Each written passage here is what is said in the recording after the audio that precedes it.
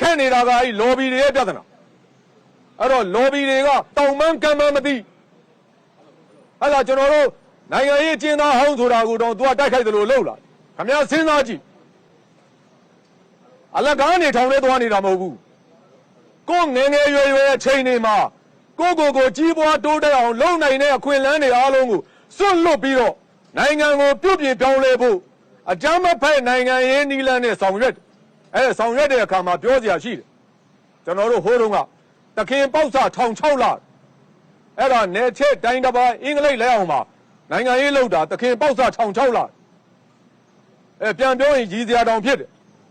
ခင်ဗျားတို့အခုခင်ဗျားတို့ရှေ့မှာကျွန်တော်ရောက်နေတယ်ကျွန်တော်ရဲ့တာမန်လွတ်ရက2084ခုနှစ်ခင်ဗျားတို့လည်းမရှိတော့ဘူးကျွန်တော်လည်းမရှိတော့ဘူးဘာကြောင့်လဲဆိုတော့ချတယ်ကမကြောက်ဘူးမနာတာ65နှစ်နဲ့6လချထားတာ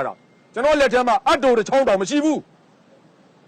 အဲ့ဒါလို့ကာလာကြီးကိုဖြတ်ခဲ့တဲ့အခါကျတော့ကျွန်တော်တို့ကနိုင်ငံပြုပြင်ပြောင်းလဲဖို့အတွက်ဘဝတွေပေးဆက်ပြီးတော့လုပ်နေတာကိုပါအဲ့ဒါကိုပါစော်ကားတိုက်ခိုက်လာတဲ့အဲ့ဒီ lobby အုပ်စုကိုလည်းကျွန်တော်ကပြတ်သားပဲပြောရလိမ့်မယ်နိုင်ငံရေးပလက်ဖောင်းကိုဖျက်ဆီးမပြစ်နဲ့လို့အဲ့ဒီလူတွေကိုလည်းကျွန်တော်ကပြောရလိမ့်မယ်ကျွန်တော်တို့ဆဲဆိုတိုက်ခိုက်ချင်းချောက်ခံပြီးတော့ဟလာအခမ်းမသိရင်လည်းဒီဘက်မှာကဟလာမယုံသင်္ကာနဲ့စစ်မေးတာဖမ်းဆီးတာခံကောင်းလဲခံရနိုင်